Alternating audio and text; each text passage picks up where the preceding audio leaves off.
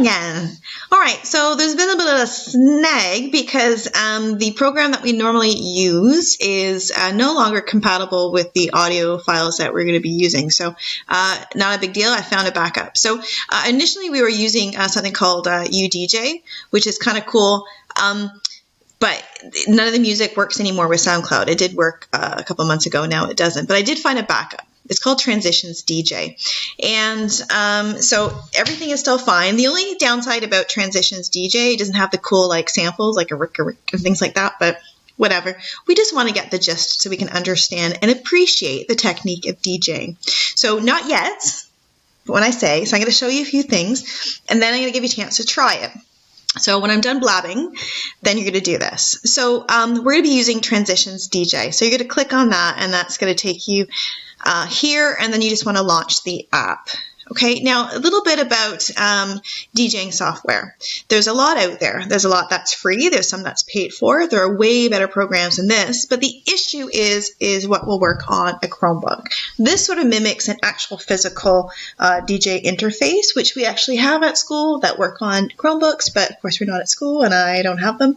So this will still work, and we still understand, let us understand sort of, you know, how everything works. So there's some good things about this program, and there's some things that really aren't terribly exciting, but we want to give this a shot. Now, DJs traditionally they spend a lot of money on equipment. They want high quality sound equipment.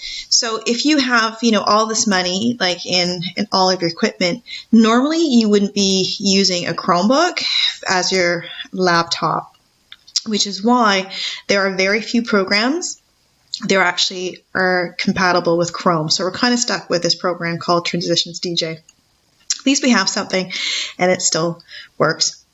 Plus, you can't download programs on Chromebook, so that's another issue there. What I want you to do is, now that you've open up Transitions DJ, I just want you to fool around with it, some of the features. So it already has here, there's SoundCloud top charts, and I'm going to talk about music and stuff in our next lesson and playlists, but they already have a bunch of sort of music sort of in different categories. What I want you to do is I just want you to play around with it and just, you know, see what it does in some of the features. So I don't know, pick a genre, whatever you want to do. If you want a song, then just pick one song and you drag it here. If you want it on the left turntable, and then make sure I got school appropriate songs, and drag the next one. This is your crossfader here in the middle, so this will play just the left turntable. This will play your right. I'm talking fast because there's a 5-minute limit for my recording. And then obviously if it's in the middle, it plays both at the same time. You can adjust the volumes on each one. You can play around with the sound here. Don't worry about the sync and the tempos and stuff yet. So we are missing some of the cool samples, but play around with it. So once you've got everything set up, you can play one. You can hit play on the other one, ready to go. And you can play around from mixing one song to another, maybe see what they both sound like.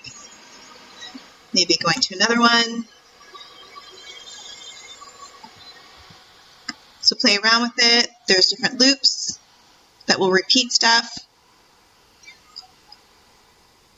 And you can stop it. Anyway, so just get used to like where everything is, throwing stuff up there, and just play around with it. And then we'll talk about more in detail about our song choices, where we're going to get our songs, and then some of the features on some of this stuff.